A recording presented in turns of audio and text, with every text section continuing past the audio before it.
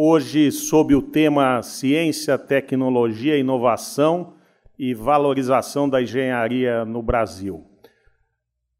Para esse tema, estamos aqui no Instituto de Engenharia em São Paulo com o secretário de Ciência e Tecnologia do Estado de São Paulo, Vahan Agopian, que também já foi reitor da Universidade de São Paulo, diretor também da Escola Politécnica da USP.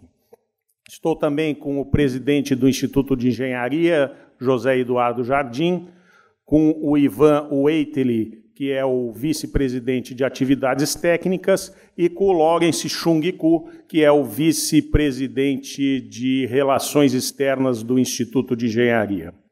Esse podcast é produzido aqui pelo Instituto em conjunto com a Convisão CNC, Central de Notícias da Construção, e é mais um debate sobre diversos temas importantes da engenharia brasileira, que também detalharemos bastante daqui a pouco no Instituto, em breve, nas próximas semanas, com a realização da Semana Nacional da Engenharia. Está começando o podcast Visão da Engenharia, o conteúdo para construir o seu dia. Secretário Vahan Agopian, você foi meu professor na década de 80 na Poli USP, e de lá para cá muita coisa mudou no Brasil em termos de materiais, desenvolvimento, tecnologia, enfim. Mas a gente também observa nos últimos anos um processo de desindustrialização do Brasil e, apesar das pessoas terem uma sensação, olhando aqui na cidade de São Paulo, a quantidade de prédios em construção, o setor de construção vem caindo ano a ano a sua participação em relação ao PIB. Então, a minha pergunta vai nesse sentido. De lá para cá, e hoje a situação, por que isso aconteceu, né? E o que a gente pode fazer para mudar isso? Porque a sensação que todos temos é que o Brasil precisa de engenharia, o Brasil precisa de obra, o Brasil precisa de um crescimento, um desenvolvimento geral em todas as áreas, habitação, infraestrutura, saneamento, enfim, em tudo, né? Inicialmente, eu quero cumprimentar a todas as pessoas que estão nos assistindo, ouvindo, agradecer essa oportunidade que o Instituto de Engenharia está me proporcionando para poder conversar um pouquinho sobre esses temas importantes, que seria a redução da engenharia na economia do nosso país. Acho que eu poderia falar isso. Houve, talvez, na verdade, não somente aqui no Brasil, mas houve uma certa tendência, depois da Segunda Guerra Mundial, das coisas serem muito detalhadas, bem específicas, uma falta de uma visão geral. E nós, os engenheiros, nós acabamos aceitando, acabamos nos acostumando com essas coisas, e diria, sinceramente, que houve um certo desprestígio da nossa profissão. Aparentemente, as decisões eram tomadas sem uma observação muito clara das visões técnicas, e isso continua até hoje. Até hoje, eu brigo bastante que as agências reguladoras que surgiram na década de 90, elas têm que ser agências técnicas para que os contratos sejam bem elaborados, os processos sejam bem desenvolvidos e o acompanhamento seja bastante eficiente. Então, nesse aspecto, eu digo que faltou engenharia no nosso país. Eu lembro muito bem uma discussão que eu tive com o Júlio Cerqueira César Neto. Ele acabou não dando aula para mim, mas era um professor de hidráulica. Ele não deu aula para mim, mas ele, numa dessas conversas, e acho que na universidade uma coisa boa não é apenas assistir aula, mas ter a oportunidade de conversar, discutir com pessoas muito inteligentes, como esse meu professor. Uma vez ele me deu uma aula de política. Ele falou: Vahan, existe um ponto de vista do engenheiro, ponto de vista técnico, que tem que se conciliar com o ponto de vista social, econômico, financeiro, legal, jurídico, etc, etc. Então, a tarefa do político é conseguir conciliar isso tudo e fazer uma política pública melhor para o país. Na hora que nós retiramos do ponto de vista técnico e acaba se fazendo tudo sob o ponto de vista social, econômico, financeiro, mas esquecendo do ponto de vista técnico, aí nós começamos a ter essa regressão. Você falou da desindustrialização do nosso país. Eu diria, é da falta de investimentos no desenvolvimento tecnológico do nosso país. Eu sou muito, talvez até um pouco radical, a Lei 8666 cerceou a criatividade da engenharia no nosso país. O governo parou de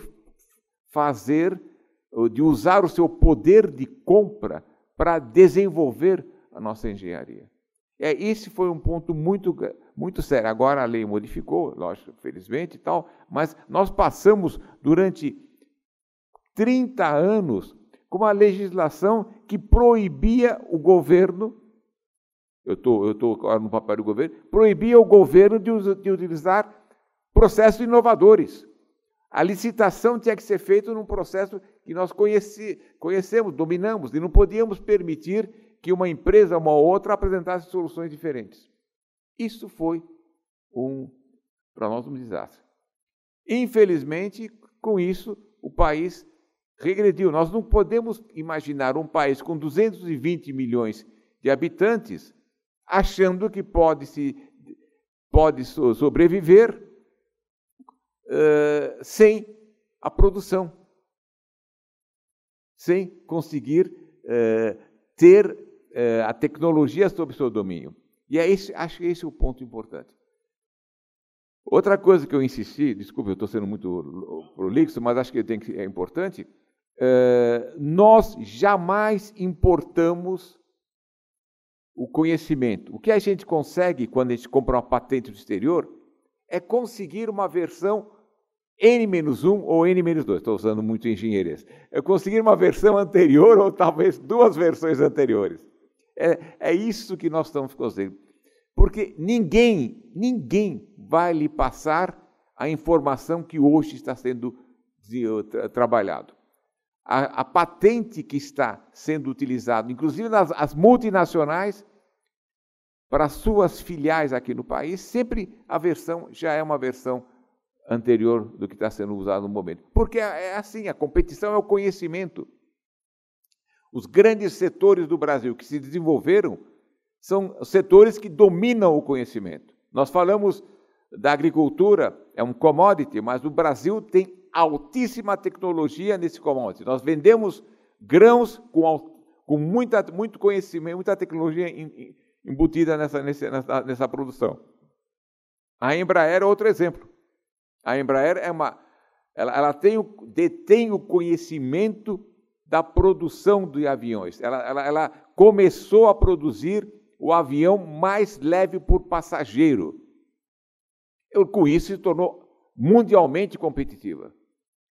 E quando no exterior isso foi também perseguido, né, com materiais mais leves, materiais novos, a Embraer agora se especializou no conforto do passageiro. Investe pesadamente no conforto. E agora está investindo pesadamente também nos voos autônomos, essas coisas. Então, ela está sempre à frente do tempo para ser internacionalmente competente e competitiva. A agroindústria é a mesma coisa, e assim por diante. Então, meus amigos, ou a sociedade acorda, percebe que um país do tamanho do nosso, nós temos que investir pesadamente em tecnologia, as nossas empresas têm que ser internacionalmente competitivas, ou não temos outra alternativa, vender mão de obra barata, energia barata e condições climáticas privilegiadas. É isso. Ou nós vamos ser um país desenvolvido, ou vamos continuar sendo fadados a vender a nossa mão de obra barata, a nossa energia e assim por diante. Só para ilustrar o que eu falei da participação da construção no PIB, né? Nós, a Central de Notícias da Construção, nós produzimos um gráfico Em 2004, a construção representava 4,2% do PIB. Ela chegou a ter seu pico em 2012 e 2013 com 5,5% do PIB. E depois, no ano de 2022, teve um processo aí, uma queda nesses anos, desde 2012 até 2022, atingindo 2,9% do PIB. E agora, no último ano de 2023, ela deu uma crescidinha para 3% do PIB. Só para dar uma ilustrada na representatividade aí do setor. Jardim, por favor. Varran, é um prazer enorme recebê-lo aqui no Instituto de Engenharia. Você é da casa, né? É um engenheiro conhecido e admirado por todos nós. Muito obrigado pela sua presença. Eu gostaria de que você comentasse sobre a sua secretaria. Pelo que eu entendo, é uma novidade no governo de São Paulo. Foi criada uma Secretaria de Ciência e Tecnologia. O que é essa secretaria, o que ela faz e o que ela abrange? Por favor. Obrigado pela pergunta, Jardim. Secretaria, o tema ciência e tecnologia já estava embutida dentro de algumas secretarias desde a década de 60. Mas era sempre junto com desenvolvimento industrial, indústria e comércio, desenvolvimento econômico, até com turismo.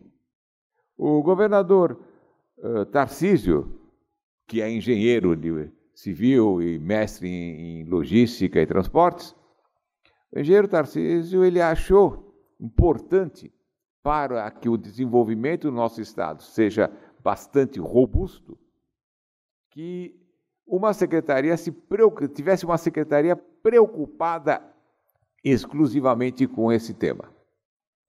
Então ele desmembrou, era uma antiga coordenação na Secretaria de Desenvolvimento Econômico e transformou numa secretaria exclusiva de Ciência, Tecnologia e Inovação. E qual o papel, qual que é a atribuição dessa secretaria? Primeiro, buscar a sinergia. Nós temos dentro da secretaria as 3 universidades estaduais paulistas, USP, Unesp e Unicamp. Nós temos a Universidade Virtual do Estado de São Paulo, que a gente esquece, é uma universidade enorme, tem engenharia na área de informática e na área de produção. Nós temos 2 faculdades isoladas de medicina, no nosso interior, em Marília e Rio Preto. Temos um dos maiores centros de educação técnica do nosso país, que é o Centro Paula Souza, com 77 faculdades de tecnologia e 240 escolas de educação técnica, e alguns institutos de pesquisa, como o IPT e o IPEM. Então, é uma secretaria que cuida de instituições que desenvolvem muito conhecimento. Então, a importância disso daí é conseguir que esse desenvolvimento possa ter uma sinergia maior, porque nós sabemos que esse conhecimento além de quantidade, tem qualidade. A qualidade é acima da média mundial. Então, nós temos bom conhecimento e vamos tentar buscar a sinergia.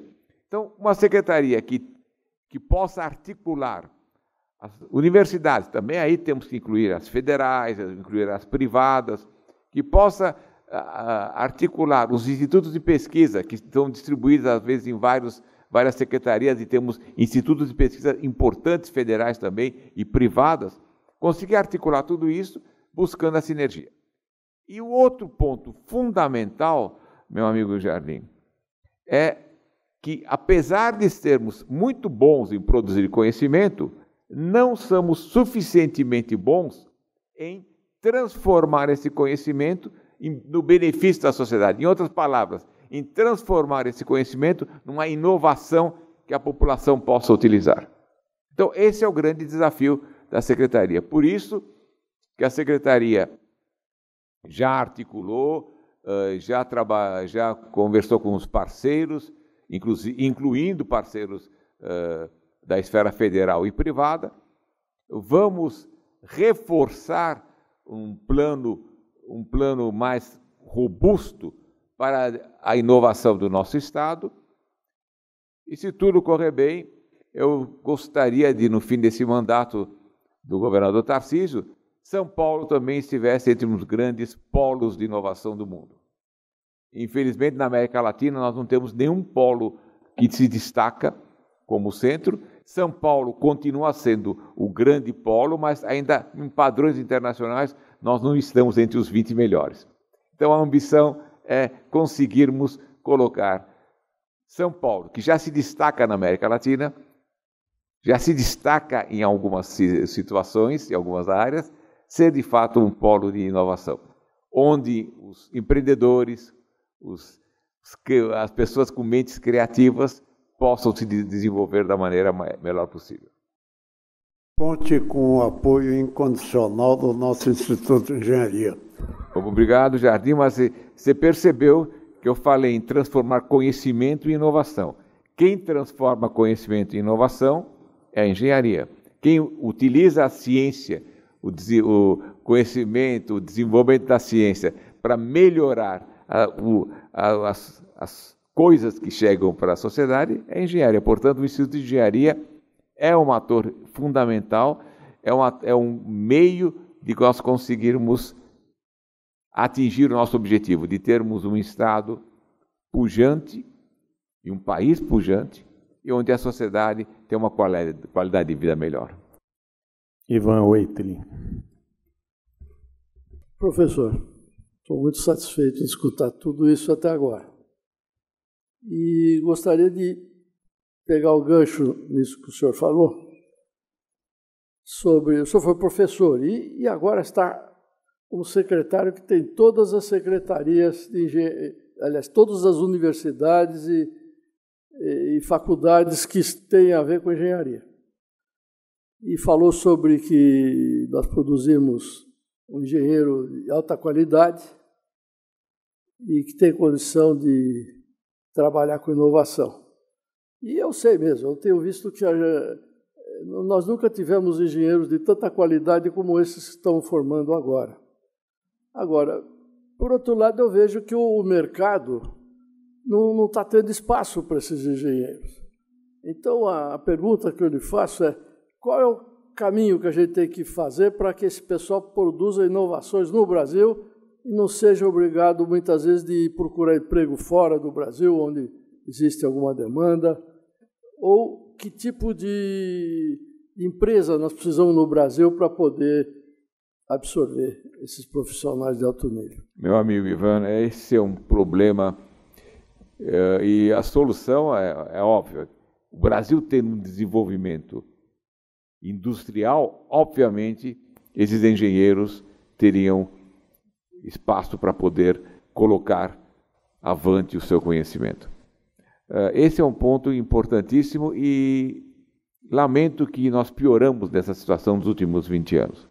Eu lembro que eu fui um grande entusiasta da internacionalização da formação dos engenheiros, fizemos convênios quando eu era diretor da Escola Politécnica, e na época eu era muito acusado pelos meus colegas engenheiros de que eu estava abrindo o mercado brasileiro para os estrangeiros, porque de fato nos duplos diplomas que eram oferecidos, estou falando no começo desse século, os duplos diplomas, alunos do exterior acabavam ficando no Brasil, porque era um lugar bastante interessante e promissor para os jovens engenheiros que fizeram esse duplo diploma no exterior, principalmente na França, Itália, Alemanha e aqui no estado de São Paulo. E realmente, em 20 anos, a situação modificou. Hoje, as escolas ficam preocupadas com o aluno que vai fazer o duplo diploma no exterior. O duplo diploma significa o aluno passar 1 ano e meio, 2 anos no exterior. E depois volta, conclui aqui no Brasil e recebe um diploma do exterior e um diploma aqui da instituição brasileira.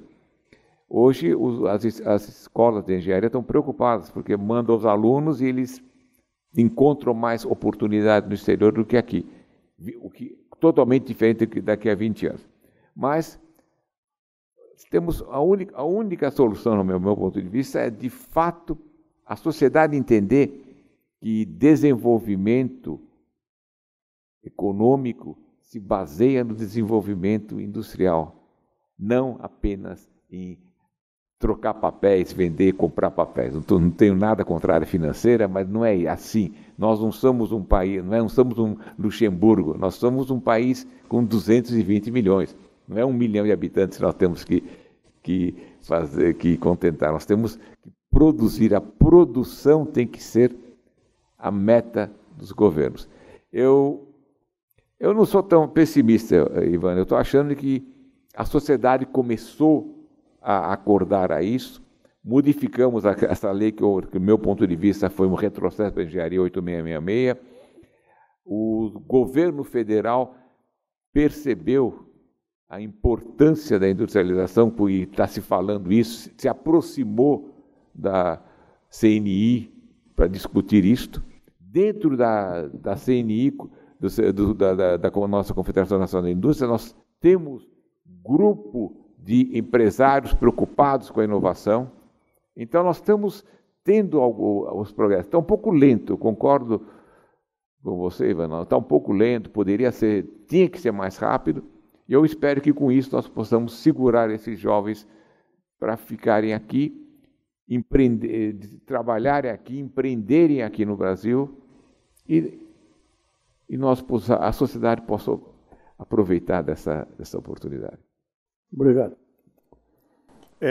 Hoje eu estou aqui ilustrando com alguns números, né? Nós tivemos num podcast anterior aqui com o Carlos Eduardo, presidente executivo da PEOP, e conversamos, né, que isso que você falou aí num país assim, estar aí para o lado financeiro, a gente levantou um dado, né, que hoje o orçamento da União, 53% dele está, vamos dizer, na mão do mercado financeiro para rolagem de dívida, pagamentos de juros, amortização e etc., né? E sobrou 1% do orçamento da União para o Executivo aplicar em investimento e 1% para o Legislativo aplicar em investimento, né? Mas vou passar a palavra aqui para o Lawrence, e até eu percebi uma coisa aqui, Lawrence, você não está de gravata, né? Você já viu que um lado da mesa aqui é o sem gravata e o com gravata ali. Será que é da produção? O que houve aí? É coisa da Miriana que não veio? Ela fez isso aí? Ela também não usa, né? Eu acho que foi isso. Lawrence, por favor. Eu tenho realmente um pensamento sobre esse enfoque de inovação. Eu sou engenheiro que estou trabalhando em várias áreas diferentes, e uma das coisas que me preocupa como professor é que quando a gente fala em inovação, a gente mentora candidato a startups, os alunos pensam em inovação como fazer um app. Para eles, fazer um app é o top, como se diz, né? E rapidamente eles querem converter isso em dinheiro. E como engenheiro raiz, né, que a gente se forma como engenheiro, nunca deixa de ser, pergunto, quantos de vocês querem fazer uma inovação como startup na área de Deep Tech? Ou seja, você vai realizar alguma coisa que possa ser mais para frente, né? App, sabe, tem uma duração em média de 2, 3 anos. Deep Tech é uma invenção, tornando-se inovação para 10, 20 anos. E percebo que jovens de hoje, principalmente aqui no Brasil, não sabem nem o que significa Deep Tech. Por quê? Porque eles não têm noção desse pequeno do que é STEAM, Science, Technology, Engineering, Art and Mathematics. Creio que minha percepção, na minha atuação profissional como docente, é que a mudança do mindset, ele é um trabalho fundamental que tem que ser realizado aqui no país. E São Paulo é um lugar propício, porque nós temos, de alguma forma, melhores instalações, melhor ecossistema para isso. Mas a mim me parece, talvez por falta de conhecimento, que ainda não há um esforço de mudar o mindset daquilo que é de curto prazo para alguma coisa mais de longo prazo. Eu creio que a atuação como Secretaria de Ciência e Tecnologia, provavelmente você tem algum plano para isso e como nós podemos impulsionar, porque não estamos falando de um resultado de curto prazo, estamos falando do futuro do Brasil. Essa pergunta merecia um evento de alguns dias, é uma pergunta bastante profunda. Nós estamos com uma geração, internacionalmente falando, uma geração que procura um desafio rapidamente, quer resolver, e é comum você ver um engenheiro formado há 5 anos que já trabalhou em 6 empresas. Eu sou de uma geração que a pessoa entrava numa empresa, ficava até 20 anos. A minha carteira profissional tem só 2 registros. E hoje não, hoje eu vejo esses jovens mudando. Mas além disso, você falou dos apps, os unicórnios brasileiros são praticamente apps. São baseados em apps. Agora, quando você falou Deep Tech, esse que é o nosso desafio. Então, quando você não tem infraestrutura para você desenvolver a sua inovação, você aplica uma coisa fácil, como o app.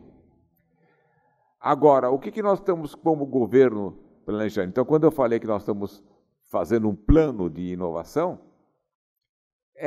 primeiro, nós temos no estado de São Paulo dezenas, eu diria que quase uma centena de ambientes de inovação. Ambientes de inovação. Pode ser um parque tecnológico, uma incubadora, um centro de inovação. Nesses ambientes, alguns deles têm uma infraestrutura capaz de qualquer jovem que tenha uma ideia diferente, seja para desenvolver alguma coisa no aspecto da saúde, aspecto agrícola, industrial, mecânica. Nesse ambiente, essas ideias podem procriar e os jovens conseguem entender. Então, quando eu falo jovem, desculpe, nós temos nas incubadoras também muita gente experiente que resolveu ser empreendedor, vislumbrou que podia, com a sua experiência, empreender e fazer coisas novas. Mas a pessoa que está aí consegue trabalhar. Então, como Estado, o que estamos fazendo? Primeiro, melhorando facilities dentro desses ambientes de inovação. Então, você está em Rio Preto, está precisando de um ensaio, você não sabe, não tem lá em Rio Preto, tem que mandar até São Carlos ou Sorocaba. Não é assim. Vamos tentar criar esses facilities. Não são laboratórios de pesquisa. Laboratórios de pesquisa nós temos muito bem. Aliás, o governo, no ano passado, investiu 500 milhões em laboratórios multiusuários, grandes laboratórios, e 250 milhões para melhorar os laboratórios existentes. Então, foi um investimento pesadíssimo do governo através da FAPESP. O que nós estamos precisando é de coisas, uma impressora 3D, um pequeno laboratório de ensaios químicos, lavagem, coisa simples, ensaios mecânicos e assim por diante. Então, isso nós estamos fazendo. Isso através de recursos do governo. O governador autorizou, vai ser o maior investimento em inovação que nós tivemos até agora. E, ao mesmo tempo, nós estamos tentando apoiar as startups que já estão se desenvolvendo e que têm potencial de se tornar fortes, que a fronteira não se restringe às fronteiras do nosso país. Selecionar 5, 10 empresas, startups, orientá-los, prepará-los para que participem de eventos internacionais, e cada evento tem a sua peculiaridade. Alguns são mais deep tech mesmo, outros menos, alguns são para empresas que já estão bem cientes do que estão fazendo, outras permitem um desenvolvimento e incentivar. Não é que nós estamos preocupados em fortalecer 10, 20, 30 empresas por ano, nós estamos interessados em que todas as empresas que estão crescendo aqui no nosso estado tenham alguma motivação de se desenvolver mais ainda e poder ter essa oportunidade de se apresentar internacionalmente. Então, nós estamos, em resumo, Norris, você perguntou o que a gente está fazendo.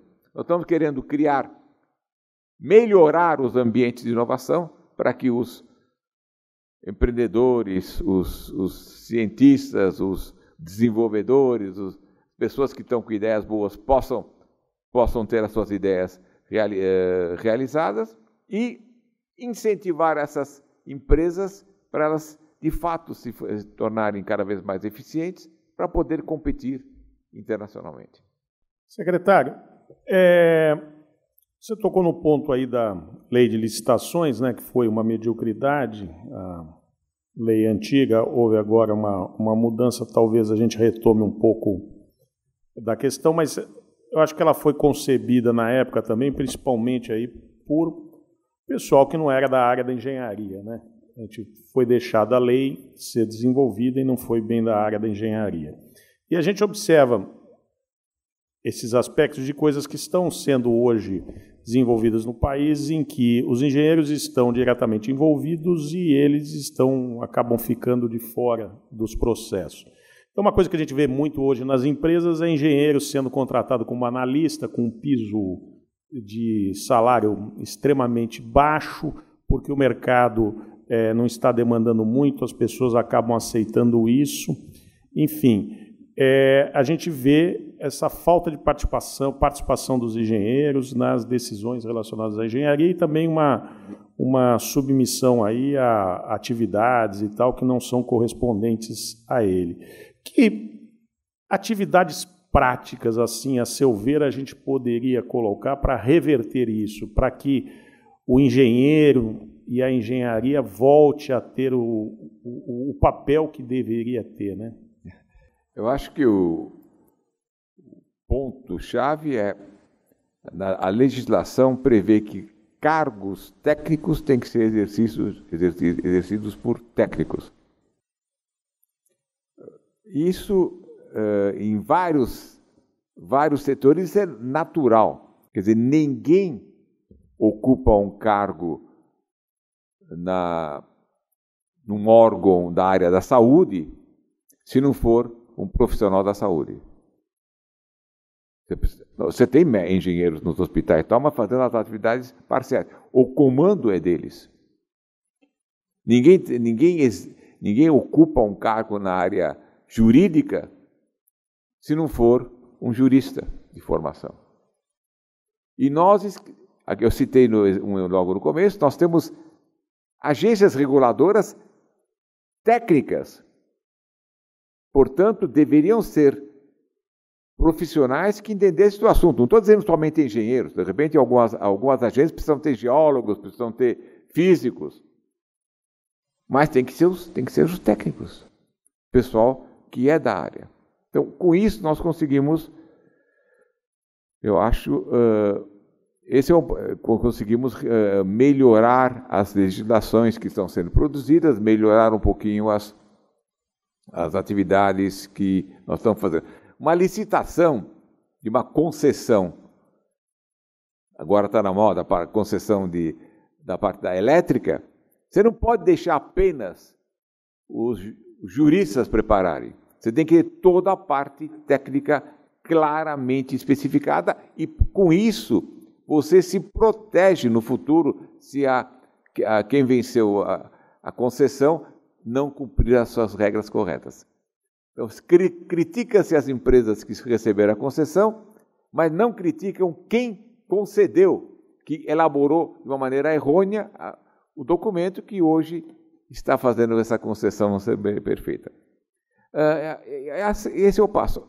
Então, os engenheiros têm que atuar nesse setor. Eu diria mais uma coisa que a gente constata: pouquíssimo número de engenheiros que nós temos nos parlamentos, tanto o Parlamento Nacional, Senado e Câmara de Deputados, como aqui no Estado de São Paulo.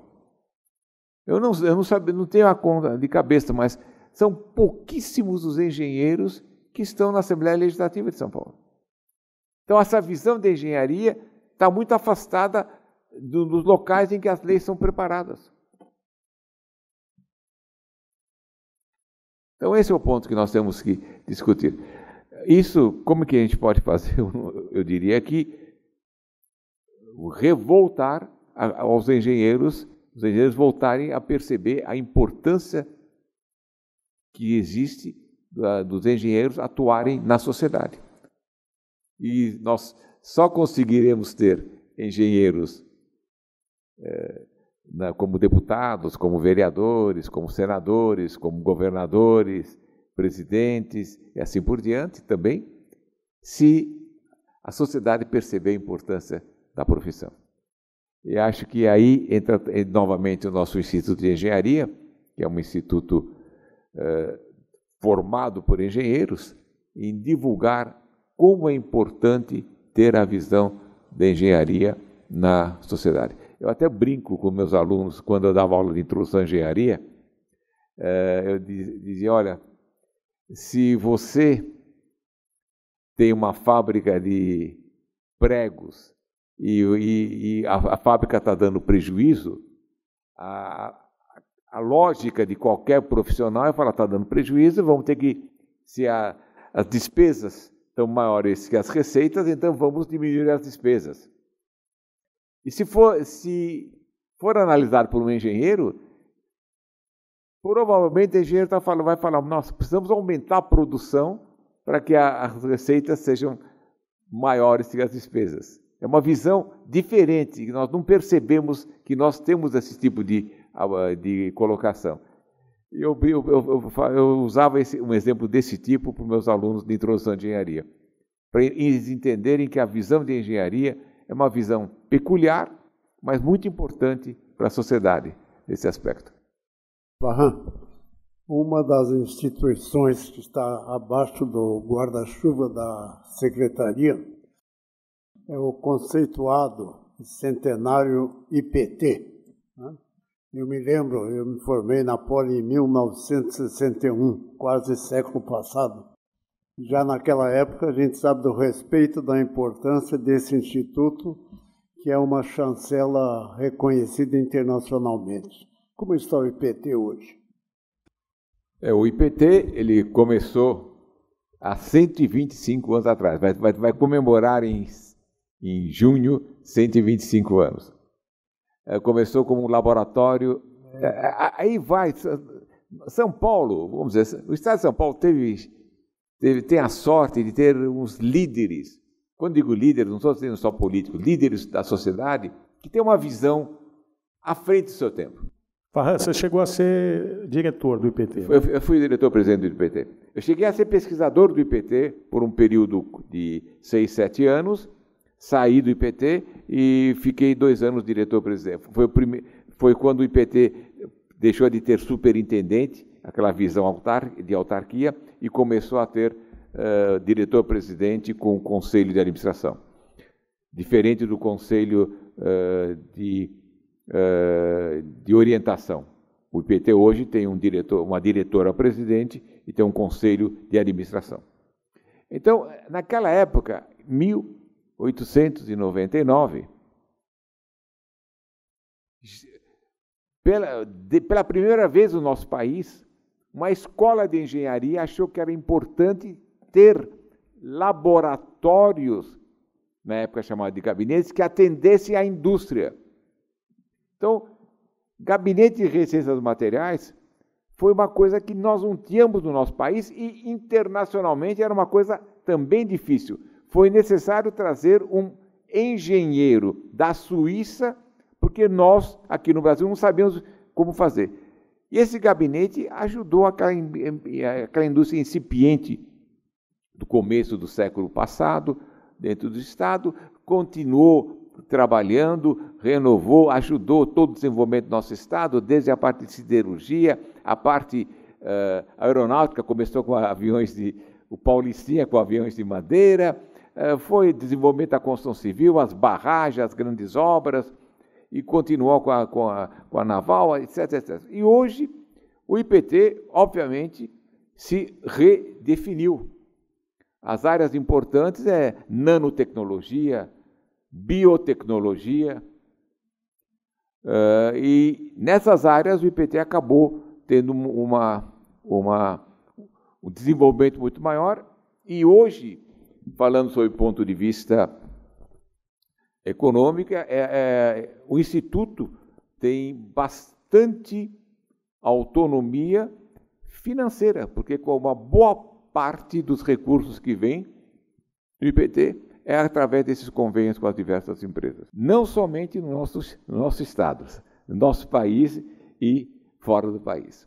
Nós estamos nos encaminhando aí para os últimos 10 minutos e é bom eu lembrar o nosso web espectador que esse tema e assim como diversos outros vão ser detalhadamente conversados e desenvolvidos pelo Instituto na Semana Nacional da Engenharia que vamos realizar daqui a alguns meses. Ivan Weitelin. Professor, sabemos que existem muitas publicações suas e livros. Eu queria saber, primeiro, qual é o tema seu preferido? Eu tenho uma curiosidade para um tema que eu vi abordado, que é resíduos sólidos da construção. Se isso aí é uma tendência sua como inovador ou como engenheiro que gosta de meio ambiente? Ivan, meu campo de pesquisa todo foi desenvolvimento de novos materiais de construção, logicamente sustentáveis e altamente competitivos. Eu trabalhei com materiais reforçados com fibras, nós temos a equipe que eu pertenço, tem patentes, nós temos 2 empresas no Brasil que utilizam essas patentes, uma aqui no estado, outra de Santa Catarina, e essa área é a minha área base, é de estudo de materiais de construção. Eu fui professor titular de materiais de construção da Escola Politécnica. Mas com o tempo, já na década de 90, eu tive muito envolvido com a qualidade da construção. Naquela época, o Sinduscom estava muito preocupado com qualidade. Eu tive a oportunidade de ir em várias regionais do Sinduscom, falar sobre qualidade da construção civil, mostrando que qualidade não era apenas um modismo, mas é o desenvolvimento da própria indústria da construção civil.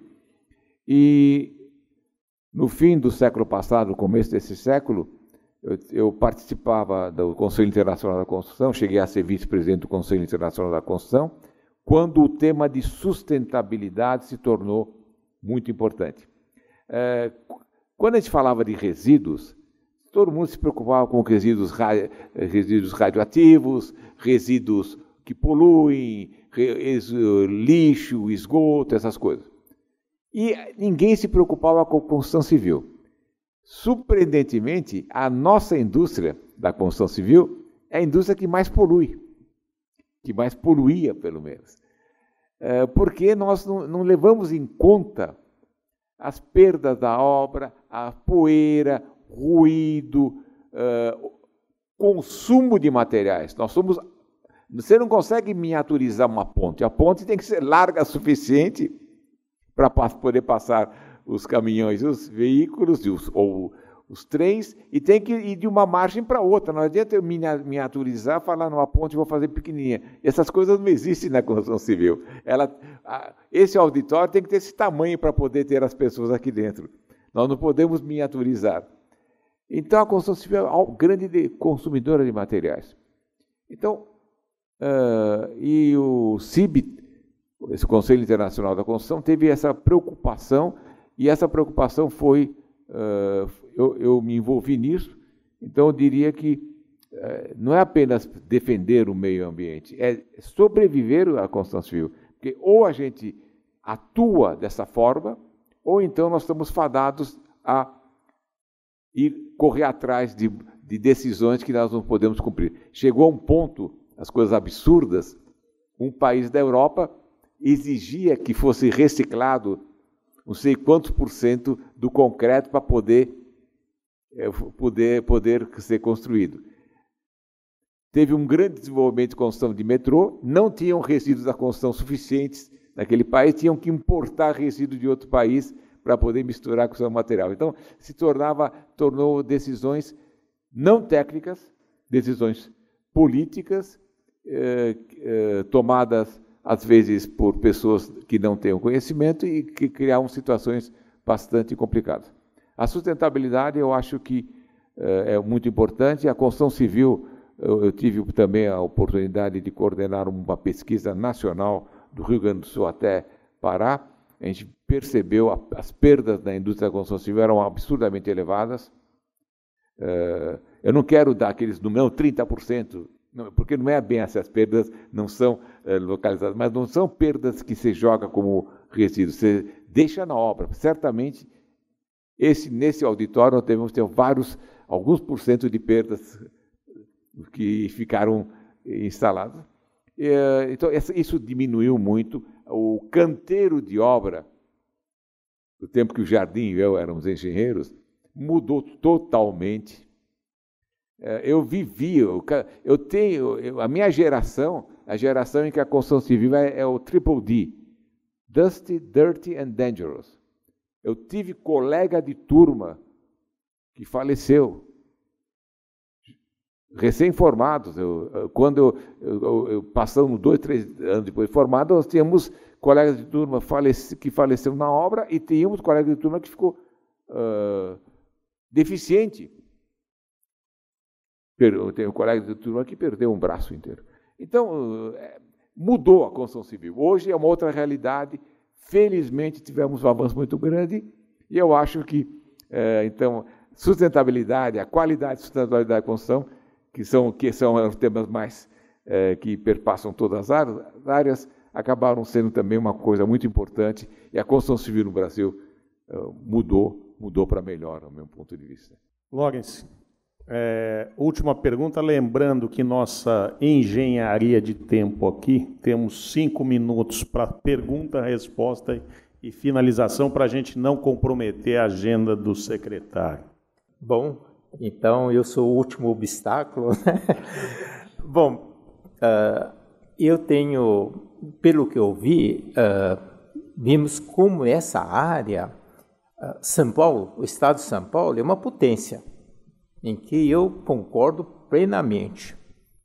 Agora, eu me lembro, o tempo que eu estava trabalhando em corporação, sempre nós achávamos que, por nós sermos bons, né, outro dia ia comprar a gente, né?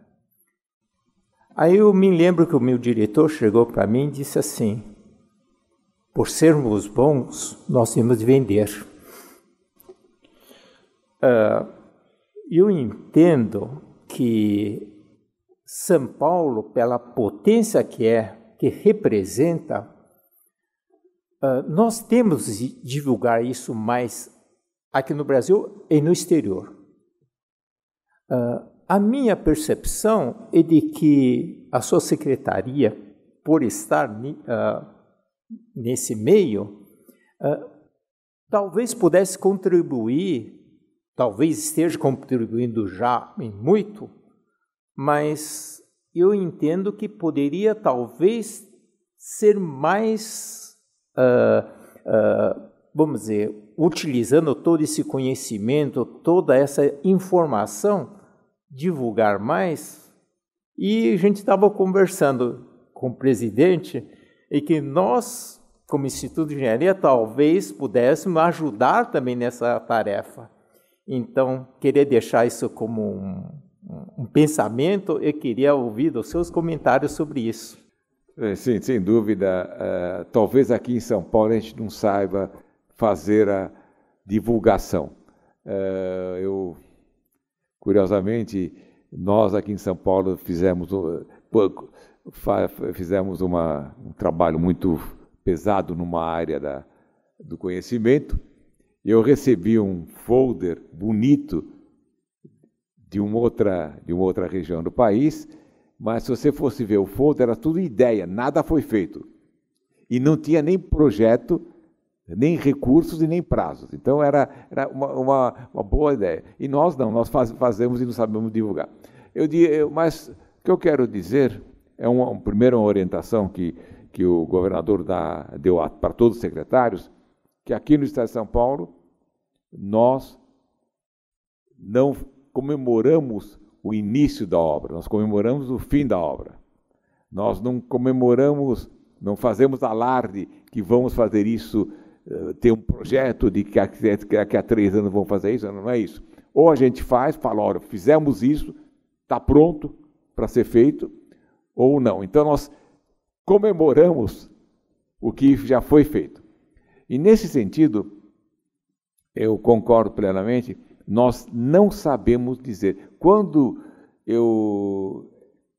você explica, por exemplo, uma empresa, todo o potencial que nós temos, eu diria que é surpreendente. Eles não sabiam, mesmo a empresa que tem uma filial aqui no Brasil, que trabalha aqui no Brasil, não tem essa ideia. E com isso nós conseguimos, pouco a pouco, boca a boca, concordo com você no negócio geral, pouco a pouco atrair centros de pesquisa de multinacionais para aqui no Estado de São Paulo. Isso para mim é muito importante, porque o que como brasileiro eu quero é que o conhecimento esteja aqui no Brasil. Eu estou mais preocupado em termos de conhecimento no Brasil do que produzir uma caneta aqui no Brasil. Precisamos produzir a caneta, mas se a gente tem um conhecimento, nós vamos produzir muitas coisas mais. E, felizmente, isso está sendo possível. Várias empresas estão trazendo os seus centros de pesquisa, ou parte dos seus centros de pesquisa aqui em São Paulo, e algumas instituições internacionais. Ficou famoso a presença do presidente francês aqui, inaugurando o Pasteur, mas Pasteur é um namoro de longo prazo e desde o ano passado, nosso governador foi para Paris assinar o termo da parceria entre Pasteur e São Paulo, e o CNRS também estava aqui, já veio aqui em São Paulo. Temos outros organismos de outros países, organismos oficiais, formais, centros de desenvolvimento de conhecimento, que se mudam para o Brasil, porque verificam aqui no Brasil uma parceria muito importante agora o pessoal usa o termo ecossistema, então um ecossistema adequado para o desenvolvimento dentro do nosso país. Jardim, 30 segundos de inovação nas considerações finais. Agradecemos imensamente a presença do nosso colega, o querido Varran, amigo desta casa já há muito tempo, né? E queremos deixar claro, Varran, que o Instituto de Engenharia soma com você todos os esforços no sentido de promover o nosso Estado e o nosso país. Muito obrigado por ter vindo. Então, nesse podcast que uniu os com gravata e os sem gravatas daqui, quero agradecer muito a presença aí do secretário de Ciência e Tecnologia do Estado, Varran Gopian, o José Eduardo Jardim, aqui presidente do Instituto, e aos 2 vice-presidentes aqui, o Ivan Weitele e Lawrence Ku. Muito obrigado a todos e até o próximo podcast. Eu aqui agradeço essa oportunidade. Eu diria que esse é um tema muito rico é um tema muito importante, eu diria central, para que o nosso desenvolvimento não seja por soluço, mas que seja um desenvolvimento contínuo e bem alicerçado, bem implantado, bem firme, que possa ser mantido. Mas, de novo, engenheiros, tudo bem, mas eu acho que esse fato é muito importante, essas oportunidades são muito importantes. Eu também entendo que fazer um podcast de algumas horas ninguém vai acompanhar, e eu agradeço essa oportunidade, eu agradeço esse encontro, e eu digo que estou à disposição do nosso Instituto, porque o Instituto de Engenharia tem hoje um papel central de conseguir cada vez mais mostrar que somente com engenharia, somente com conhecimento, somente com inovação, nós vamos ter um Estado de São Paulo bem forte, um Brasil bem robusto, bem forte, e um Brasil melhor para todos os brasileiros. Obrigado. Não perca o próximo podcast Visão da Engenharia.